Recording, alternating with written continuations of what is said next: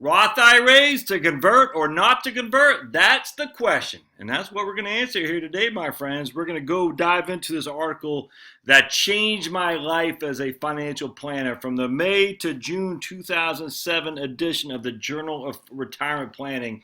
I'm just going through a bunch of stacks and stacks and stacks of articles I've printed off over the years and throwing a bunch out, reading some, and I'm going to share some with you here. So this is probably one, if not one of the most important things I've ever read in my professional career. So stay tuned. Sorry about the the lack of prettiness, shall we say? But as you can see here, I got my little thing.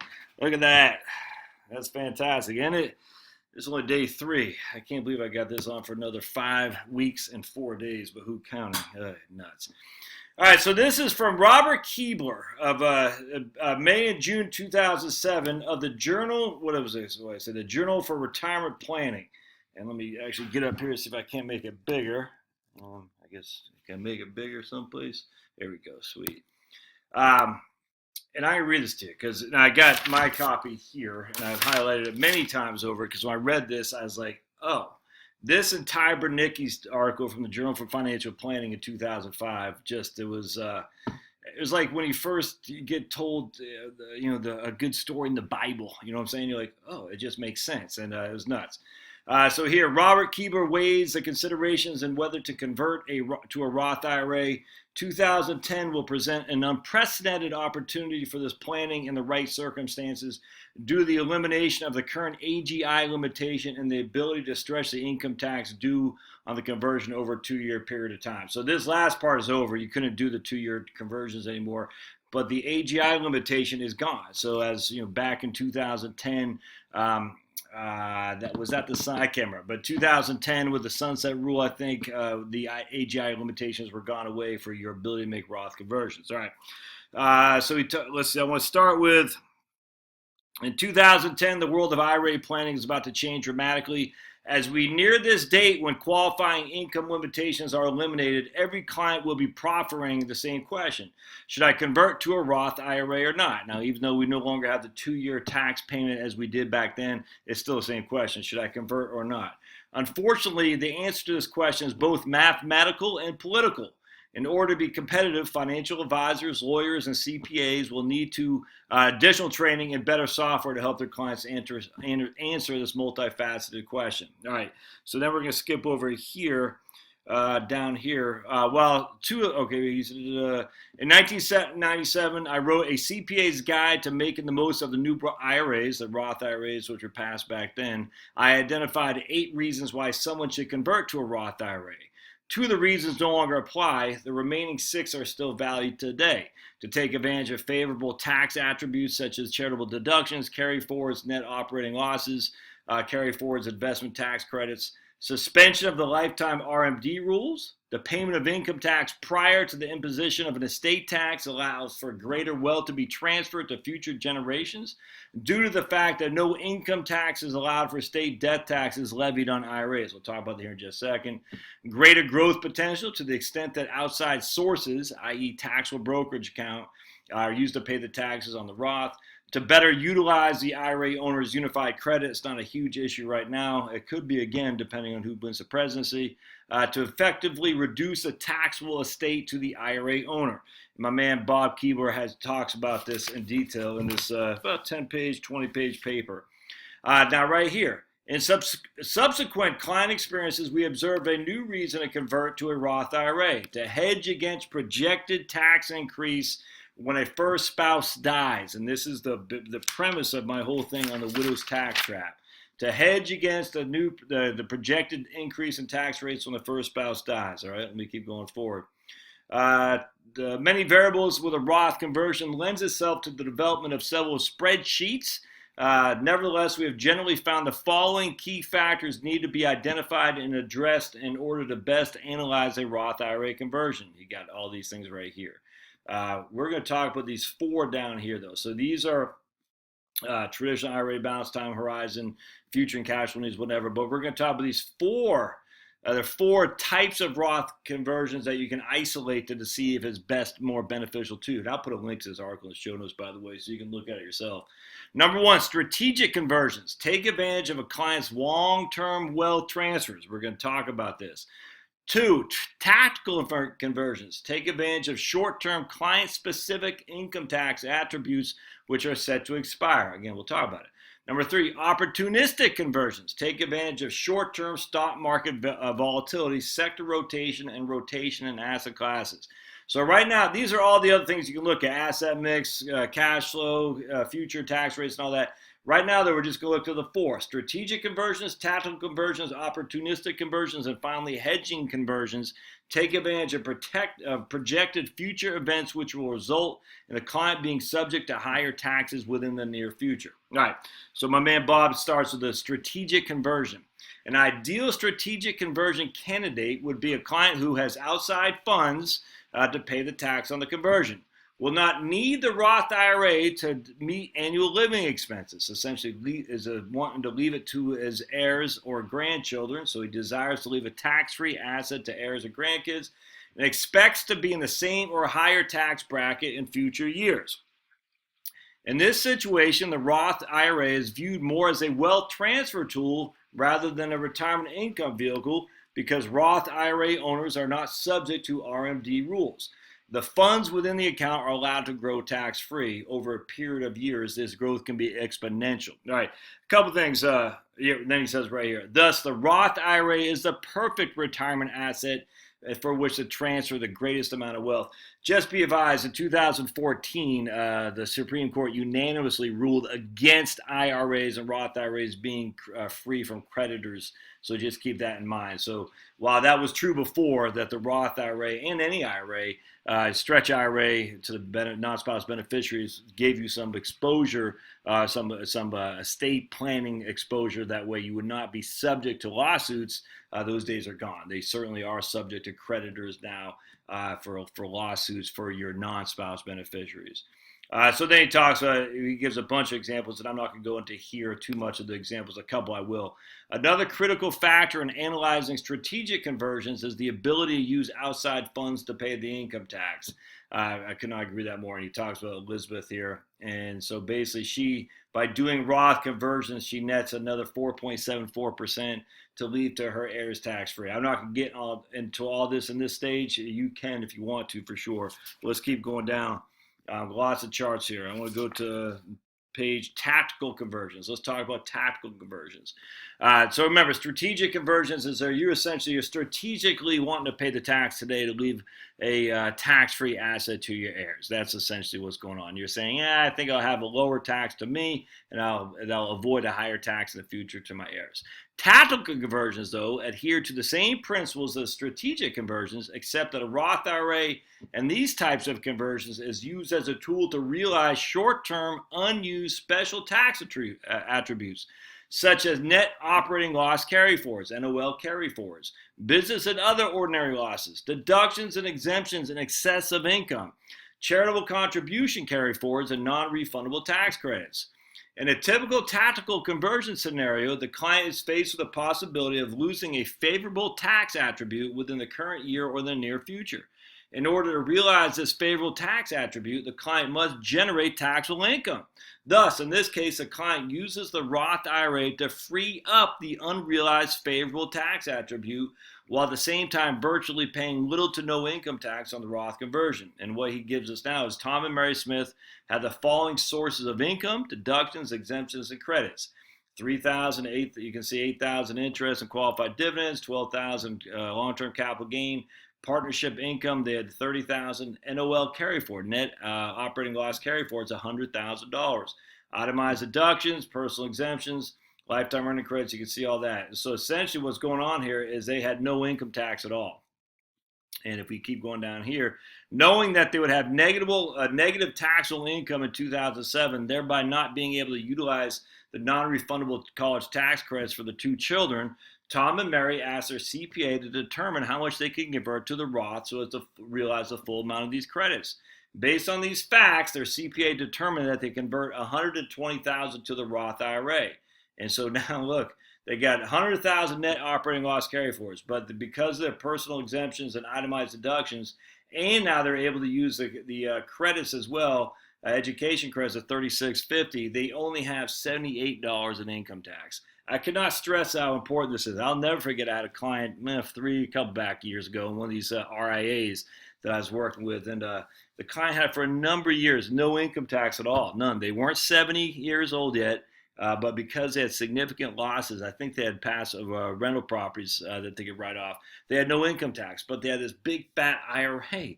And I'll never forget this. Said, what's going on here? You got no income. Why are we not pulling money out of our IRA? I don't care if you do Roth, but why are we waiting for those losses to be expired? You're wasting this loss. I'll never forget that.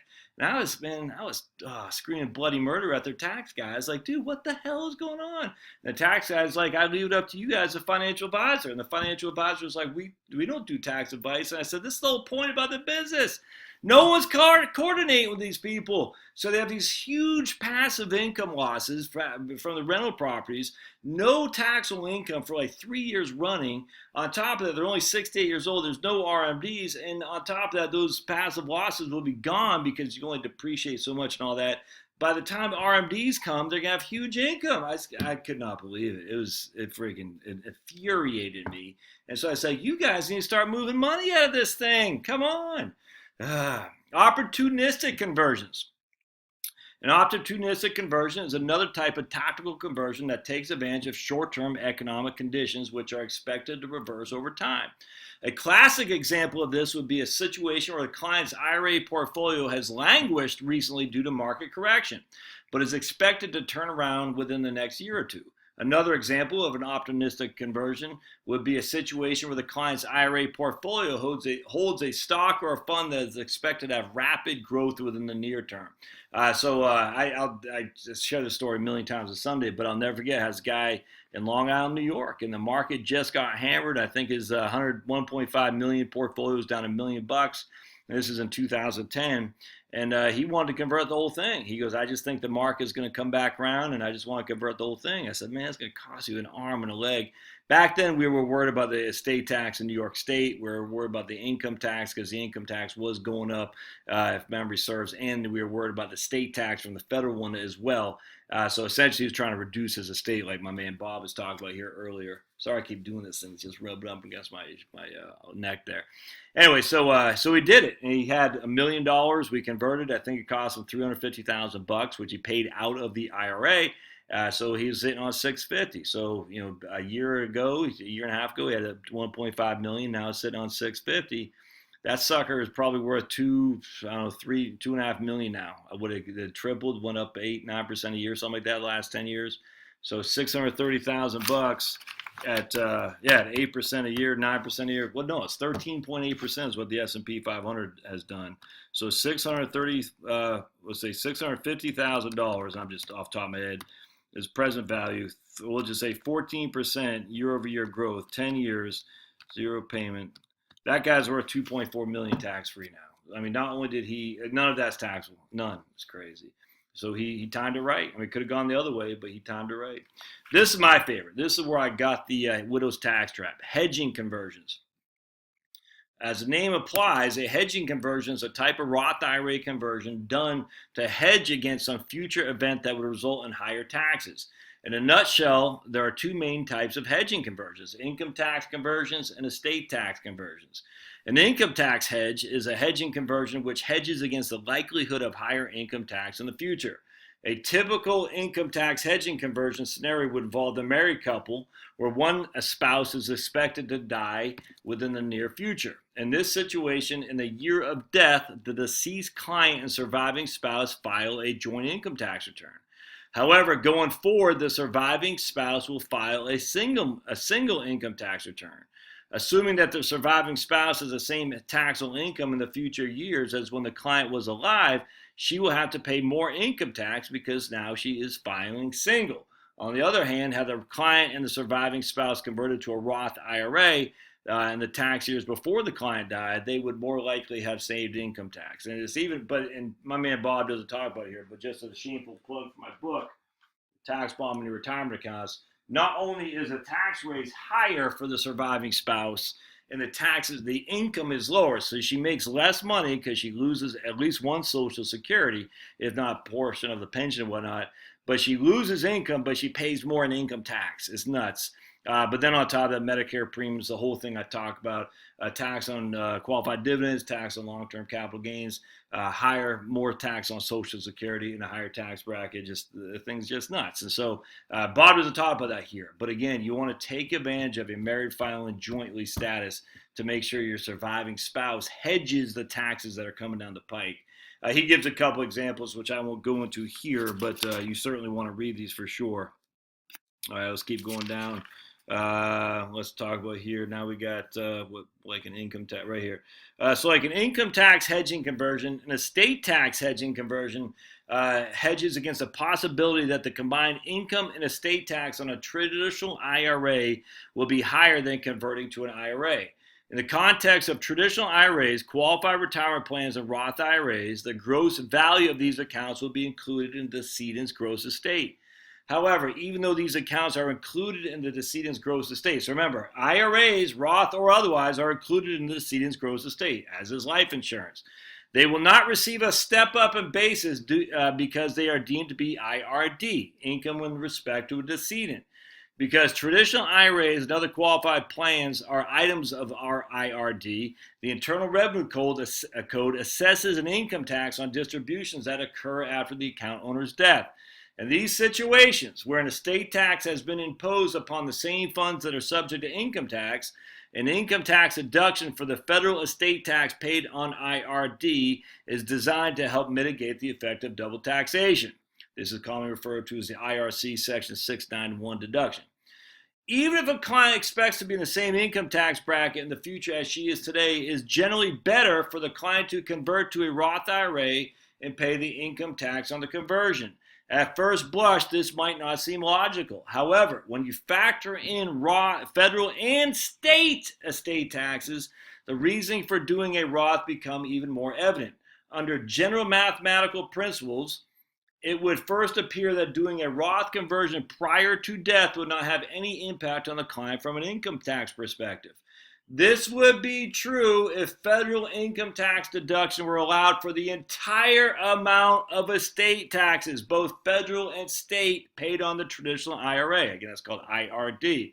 However, the federal tax law does not allow an income tax deduction for any state estate taxes paid on IRD. So for you all living in a state that has an estate tax, looking at you, Massachusetts, looking at you, Oregon, you cannot deduct IRD. So because of that, you're better off paying income taxes while you are alive as opposed to your estate paying it in order to pay estate tax. Because of this, the taxpayer is losing a part of the IRA balance to state estate taxes for which the beneficiaries are not receiving a corresponding deduction on their income taxes. Conversely, the client's estate would be allowed an estate tax deduction for all income taxes. You get to deduct all income taxes, but you don't get to deduct all estate taxes. You get to deduct both federal and state income taxes paid prior to death, but you cannot deduct state estate taxes. Accordingly, it is more tax efficient to incur an income tax before incurring estate tax. I hope that makes sense. And again, my man Bob's got tons of examples here. This used to be a strategy I love. The Roth IRA segregation conversion strategy. We can no longer do that because of the Trump tax code. The one law about the Trump tax law I did not like was getting rid of this because I loved it, man. No one was talking about it. Oh, it's too bad. That was a fantastic one. Let's see. Determining the proper amount to convert. The key to the optimum conversion amount will depend on the client's current and future projected income tax rates. As discussed earlier, to the extent that the client expects the future rate to be the same or higher than the current tax rate, little harm can be done by converting to a Roth IRA. In many cases, the client will be in a higher tax bracket in the future. The primary reason for this is that upon reaching the age of 70 and a half, RMDs must come from the traditional IRA. Depending on the size of the client's traditional IRA and other income generated outside of the IRA, taxable dividends and interest, Social Security, the client will most likely be in a higher tax bracket once RMDs begin. Thus, in choosing the optimum amount to convert to a Roth IRA, the client will most likely convert an amount which will be taxed at a rate that would be the same or less than the projected tax rate. And again, more examples from my man Bob. And then he talks about stretch out considerations. That's not a start a deal anymore. And what I mean by that is the stretch IRA stuff makes sense. They're going to get rid of that. There's going to be new Congress that gets rid of stretch IRA. I guarantee. I don't know if it's going to be next year. If Bernie Sanders, I guess he probably won't win, but let's say Biden, whoever comes, I think Trump will get reelected. But at some point, there's going to be a bipartisan law probably to get rid of the stretch IRA. So I'm not hugely keen on offering that as a pay taxes or now to have tax-free multi-generations. I do think it's still out there for sure. I just don't think that should be first and foremost in your tax planning. Even though it's still there, it is absolutely available. If I leave something to my kids, they can take the IRA tax-free over their life expectancy. If I leave something to my grandkids, which I don't have the fortune of I don't have the blessings to have any yet, 5-10 years now, they can also take it over their life expectancy under current rules. I just don't see that going forward. So even though it's a wonderful, wonderful thing, don't get too caught up in the life expectancy stretch IRA concept. There's many more benefits to the Roth conversion strategy that we went in here today. As always, you like what you see, smash the like button. It helps the algorithm. So let me know. Has this been helpful? Put in the comments, yes or no. This might be confusing. I get it. I will link it to the show notes with all Bob's numbers and everything. I have know where Keebler's at. He's got his own firm out in Milwaukee, if memory serves. But Robert Keebler, CPA, is the guy. So look him up. Smash, share, comment. So just put yes or no. This was helpful. I'd appreciate that. And we'll see you next time. Thanks now.